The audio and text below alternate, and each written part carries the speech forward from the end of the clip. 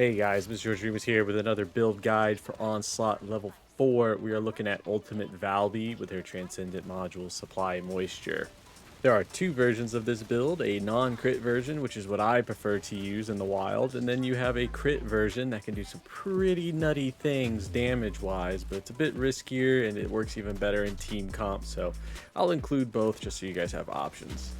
As always, if you guys learn anything, find anything useful, consider subscribing to the channel and liking the video. And if you have any questions, ask them down below and I'll get to you as fast as possible. So without further ado, let's get into it. Starting off, we're going to look at Supply Moisture. This is the Transcendent module for Valby or Ultimate Valby. If you don't know what this does, it changes your 3, 4, and passive abilities to work cooperatively with skill damage. First, we're going to start off and talk about her passive. How this works is standing in your water triggers your passive ability. It gives you firearm attack increase, critical hit increase on your firearm. It's all firearm based stuff. The only thing on this build that we care about right now is the fact that while you are standing in water, it recovers your rounds.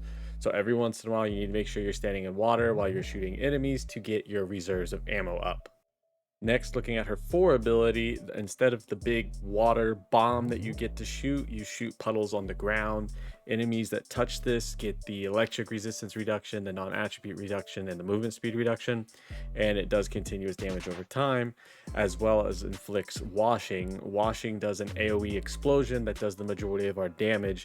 You won't usually use this ability too often. I do like using it to spray some areas when I know enemies are going to be spawning there, but it's not going to be our primary source of damage. And finally, our 3rd ability, this is going to be the bread and butter that we care about the most. When you toggle this on, you will do normal AoE damage on enemies that you shoot multiple times. The first hit inflicts laundry, and when you attack somebody afflicted by laundry, it becomes washing. Washing does a AoE water explosion that deals damage not just to them, but enemies nearby. It's not a particularly large AoE, it's only 6 meters, and unfortunately there's no way to increase that range, but we're going to be triggering this so often and so rapidly, it doesn't matter. Everything's just going to disappear in front of you just by shooting them.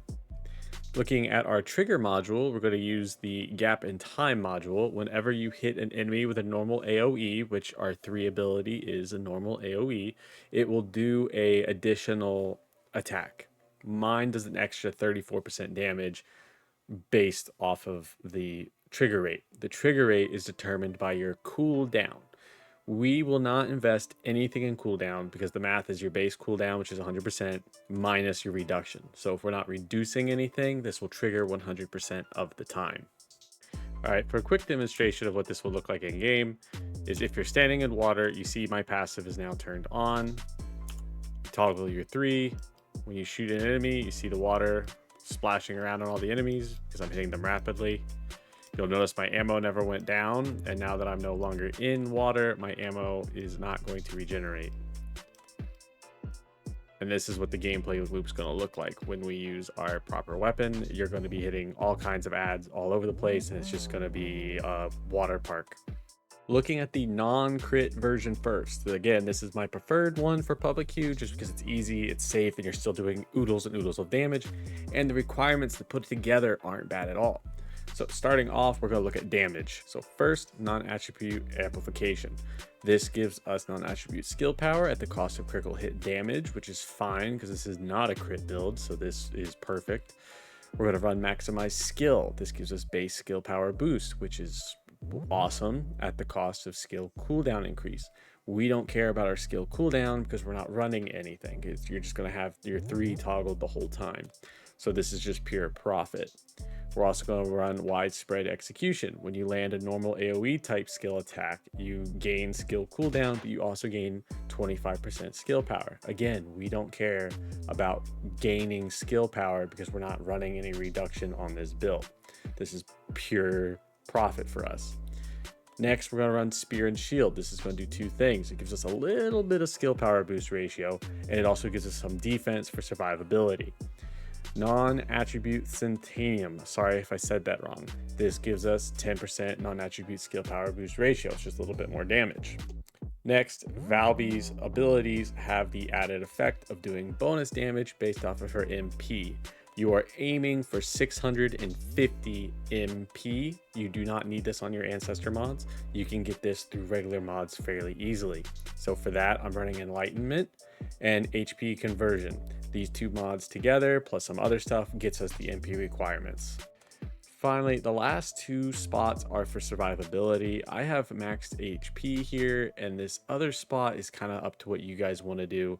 You can run more defense if you want to run defense here. You can run more HP here if you want more HP, or you could do what I prefer just for comfort is HP collector. This gives you HP every time you kill an enemy with a cooldown of 2 seconds.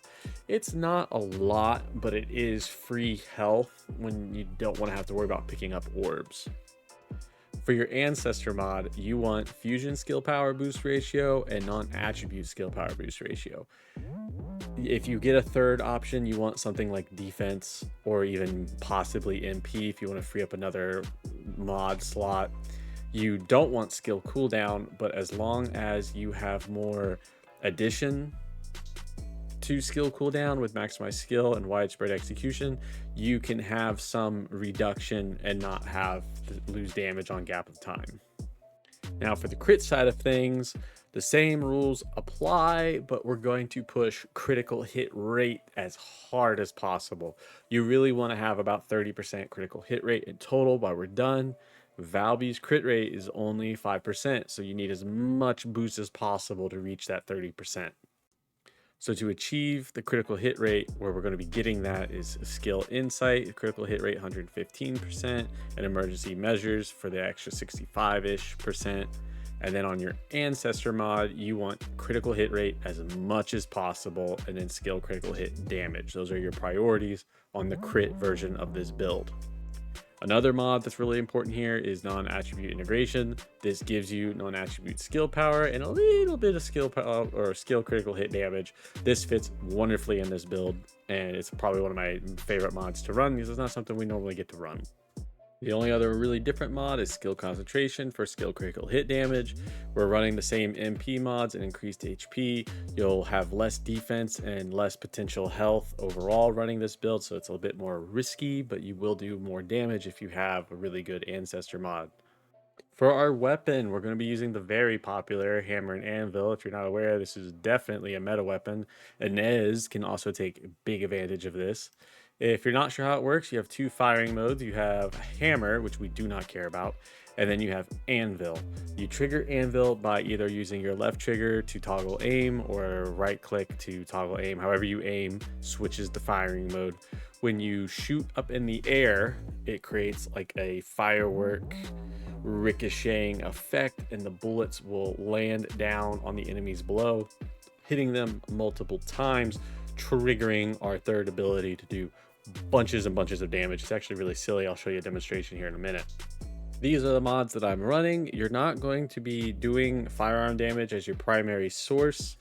I think out of 30 to 40 billion damage runs, maybe 2 billion of it is from firearm damage. Of course, I'm not picking cards for that, but this is the setup that I run on mine. I have rifling reinforcement, I have action and reaction, multi-trigger. This is critical or multi-hit chance, which is what we care about.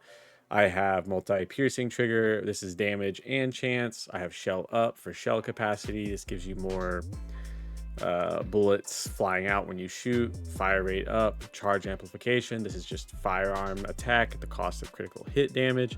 And then electric circulation. It is a electric based weapon, so we're also running electric priority and electric enhancement to complement that.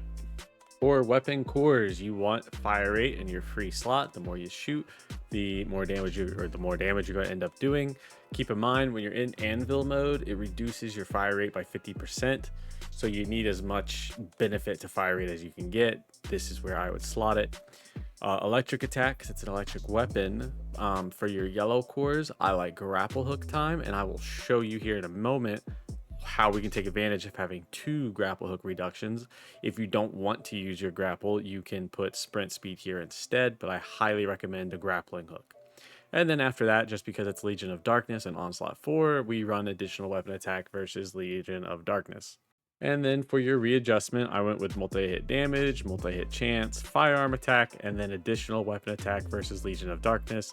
If you don't have this, the extra attack on your core for Legion of Darkness doesn't do anything. You have to have some kind of additive for that to multiply off of, and this is where you're going to be getting that additive.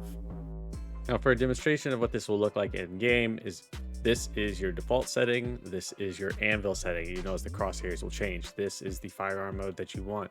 When you are in this mode, you will shoot up in the air and you see the fireworks display and then how they target the enemy below them. This is going to be our primary source of damage. Now, if you have those grapple hook cores, you can do this to fly around, fire a couple shots, jump a couple times, and your grapple will be reset to where you can basically fly like your Serena and not have to worry about touching the ground. You can stay in the air the entire time this way if that is what you desire. All right, for our reactor, for non-crit builds, you want to run a fusion non-attribute reactor with non-attribute boost ratio and fusion skill power boost ratio. Again, this is for the non-crit version to get as much damage out of our reactor as possible. For the crit version, you have two options here, but this is going to be the one that I recommend. You want critical hit rate and fusion skill power boost ratio. It's a 33% increase, which on Valby will only push you up another like 1.5% overall. When you're pushing for that 30%, that makes it 1 in 3 bullets, 1 in 3 hits are going to trigger a crit, and you want as much crit rate as possible. In my opinion, this is the superior option. But if you want to run crit damage instead of critical hit rate, you can go that route too. You can also run critical hit rate with critical hit damage. But you should have so much critical hit damage that building into something else is a valid option. On either build, I found running 2-piece circulation for the MP increase with 2-piece shell crusher for the fire rate to be the superior setup. If you don't need the MP, you can run Slayer instead, but with all my gameplay and all my testing, I could not feel the value of Slayer like I was with the 2-piece shell crusher and the 2-piece circulation. You also have a bit more HP running this set versus Slayer, so it's really up to you which route you want to go. For your arche tuning, this is for the non-crit version. You want to grab all the skill power that you can. You want to grab the MP, which right here, that if you can. You want to go all the way up and to the right. I run arche chain catalyst. This gives the enemies negative skill power reduction or non-attribute skill reduction, so you'll be doing more damage to enemies that you're hitting. You want to make sure you grab the max MP over here. We don't care about the crit damage nodes. We're just using it as a bridge to get to this max MP. For the crit version, you want to build all the way up by grabbing the skill critical hit rate. Again, this is like an extra 1.5% in total. You want to make sure you're grabbing the max MP, the crit damage, more max MP, the skill power where you can, and then I run arche maximization. When you apply a debuff, which all your attacks will do, you will gain an extra critical hit rate buff.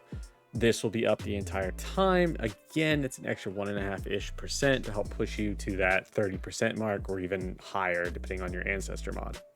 Your inversion reinforcement, I run the same for both builds. I run stellar stimulation. This gives you random amounts of HP for HP recovery. You move slow when you're firing hammer and anvil, so unless you're flying through the air the entire time, it's really easy to take a lot of damage quickly. So I also run hardened shell and combat adaptation. These two will give you incoming damage resistance, which is really nice on this build.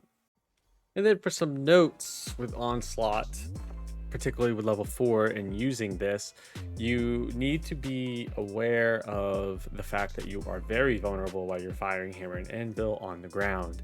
You will need to do that to stand in water to get your round recoveries. If you hit 0 rounds, you kind of get into this fish out of water scenario where you don't have any way to deal damage to get your ammo back. So you need to make sure you're getting ammo from time to time so you can stay in the fight. Some benefits to both versions of the build is you can absolutely shred tyrants with this, especially if you have teams helping you, but even without it, you can just fly around the tyrant, shooting above their heads, absolutely decimating them. It's actually really satisfying to watch everything just disappear underneath the smoke screen. When it comes to card selection, I actually have been liking more and more the tyrant extra skill damage. That's not my priority. It's skill power boost and outgoing damage modifier, particularly the grapple is really nice.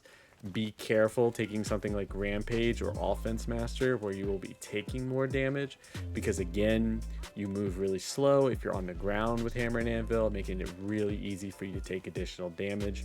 And I would also say don't be scared of taking Defense Master. It gives you a huge damage reduction if you take it, making you almost unkillable. With that, I do believe we have gone over everything for both versions of the build. Whichever one you prefer is completely up to you guys. The meta is definitely using the crit version, but I find the non-crit version to be almost as good, but way safer, especially in public queue when you have to deal with random teams and needing that survivability to help support them.